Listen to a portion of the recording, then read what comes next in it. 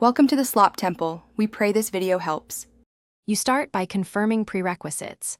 Realme UI version and the specific app must support bubbles. Once checked, open Settings and go straight to Notifications. You do not need to reset the phone.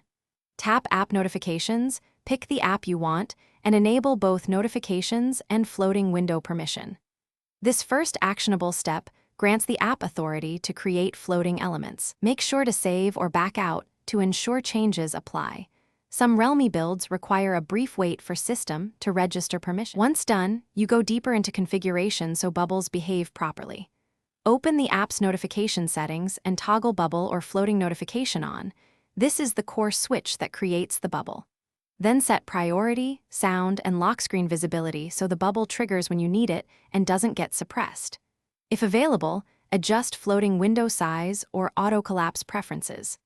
After configuring, send yourself a test message. Watching the first arrival confirms whether the system allowed the bubble to display. To finish, you validate and troubleshoot.